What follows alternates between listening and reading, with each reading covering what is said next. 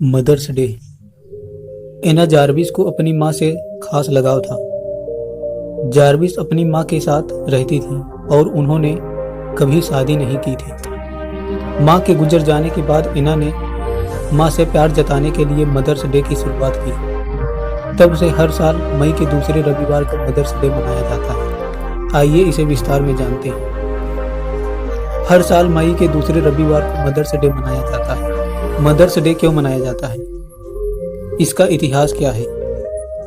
दुनिया भर में मदर्स डे को लोकप्रिय बनाने और उनको मनाने की परंपरा शुरू करने का श्रेय अमेरिका की एना एम जार्विस को जाता है। एना का जन्म अमेरिका के वेस्ट वर्जीनिया में हुआ था। उनकी मां अन्ना रिस जार्विस 2 दशकों तक एक चर्च में संडे स्कूल टीचर रही। एक दिन की बात है, उनकी मां संडे स्कूल सेशन के दौरान बाइबल में मां पर एक पाठ के बारे में बता रही थी। उस समय जार्विस 12 साल की थी। पाठ के दौरान उनकी मां ने एक इच्छा इजहार किया। उन्होंने मां को कहते हुए सुना, एक दिन आएगा जब मां और मातृत्व मनाने के लिए एक दिन समर्पित करेगा। उस समय तक सिर्फ पुरुषों के लिए समर्पित दिन होते थे जिनको मनाया जाता था। महिलाओं के लिए कोई दिन नहीं होता था।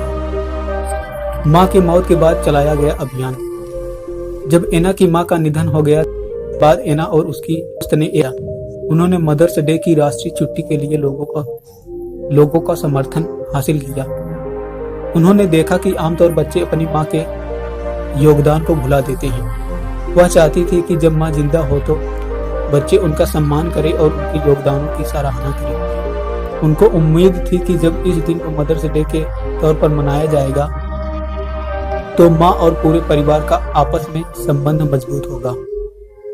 8 मई 1914 को संयुक्त राज्य अमेरिका की संसद ने मई के दूसरे रविवार को मदर्स डे घोषित किया।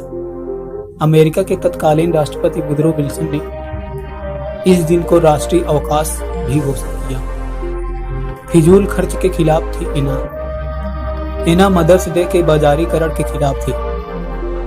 मदर्स डे के मौके पर फिजूल खर्च जैसे मां को महंगा गिफ्ट देना और अन्य खर्च को गलत मानती थी कि मां को इस मौके पर फूल दिया जाना चाहिए। बाद में एना मदर्स डे को मुनाफाखोरी और कमाई का जरिया मानने वाले के खिलाफ अभियान चलाने लगी थी। अपने अंतिम दिनों में उन्होंने मदर्स डे को कैलेंडर से हटवाने की मुहिम चलाई।